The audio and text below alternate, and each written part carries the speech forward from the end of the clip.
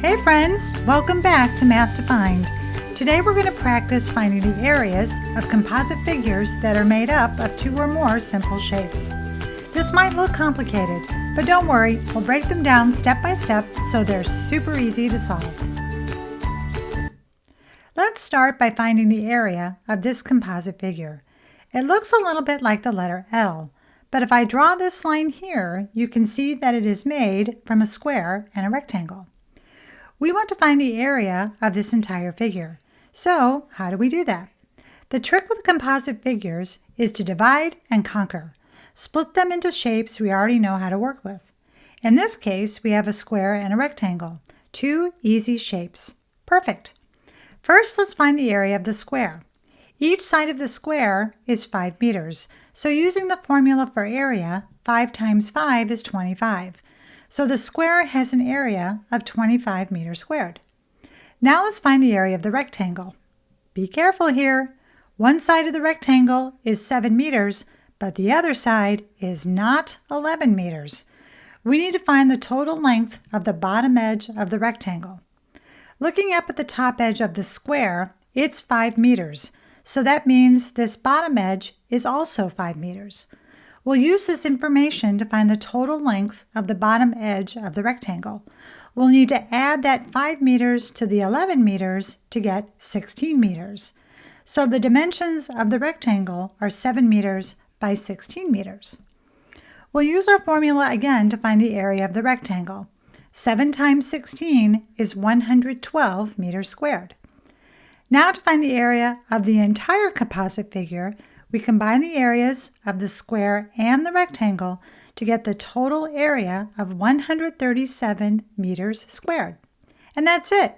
We divided up the composite figure into two familiar shapes, found each area, then combined them.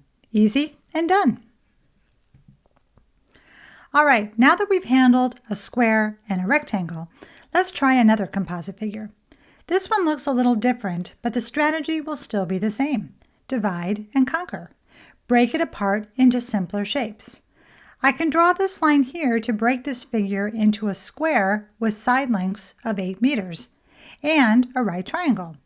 Since the triangle is sharing this side with the square, the height of it is also 8 meters. But what about its base? Remember, the base and the height must be perpendicular to each other to form the right angle. So the hypotenuse here is not the base of this triangle. Instead, the diagram tells us that the entire side made from the square and the triangle together is 14 meters. If the whole edge is 14 meters and the square part is 8 meters, how much is left for the triangle's base? We'll subtract to find out. 14 minus 8 is 6 meters. So the base of the triangle is 6 meters. Now we can use our formulas to find the areas for both the square and the right triangle. Let's start with the square. 8 times 8 gives us an area of 64 meters squared. Moving on to the triangle, the formula to find its area is 1/2 the base times the height. The base is 6 and the height is 8. So we have 1/2 times 6 times 8. Now, when I have easy numbers like this to work with, I like to get rid of the fraction right away. I know that 1/2 of 6 is 3. Now I just multiply 3 times 8, which gives us an area of 24 meters squared. Finally, we'll combine the two areas together to get 88 meters squared. This one is a little trickier, but we can use the same strategy to divide and conquer. The diagram has already done this for us. The figure has been divided into a right triangle and a semicircle. We'll need to find the areas of both shapes and then add them together to get the total area for this figure. Let's start with the triangle. The diagram tells us that the base is 6 and the height is 10 feet. Let's plug those numbers into the formula. 1/2 times 6 times 10. Half of 6 is 3, and 3 times 10 is 30.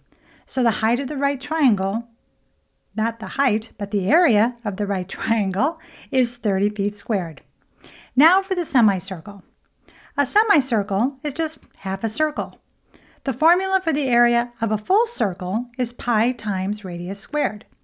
Since we only have half a circle, we need to divide our formula in half. We'll use 3.14 for pi, and the diagram tells us that the radius of the semicircle is 5 feet. Plugging these numbers into the formula, we have 1/2 times 3.14 times 5 squared. Order of operations says that we need to solve for exponents first.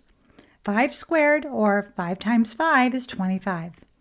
Then 3.14 times 25 is 78.5. Finally, 1/2 of 78.5 is 39.25.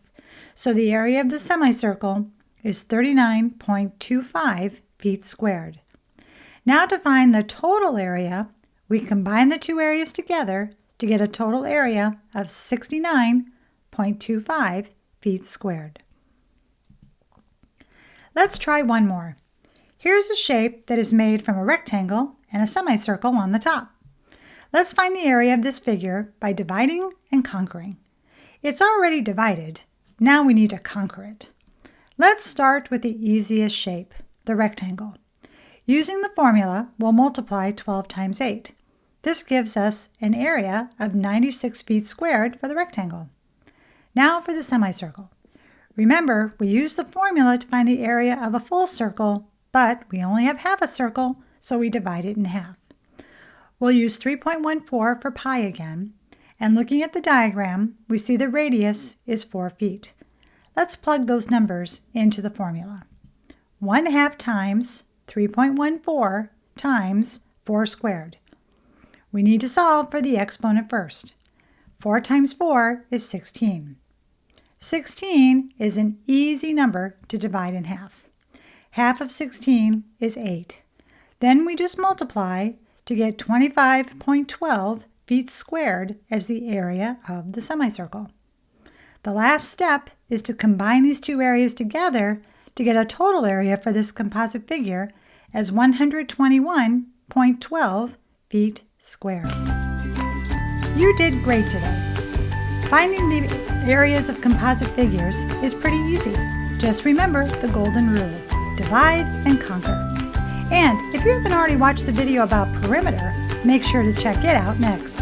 You'll see how these two skills work together when solving problems with composite figures. Thanks for watching. If you found this video helpful, give it a thumbs up, hit subscribe, and hey, if you made it all the way to the end, drop a green circle in the comments so I know that you're part of our Math-Define crew. And until next time, keep math awesome.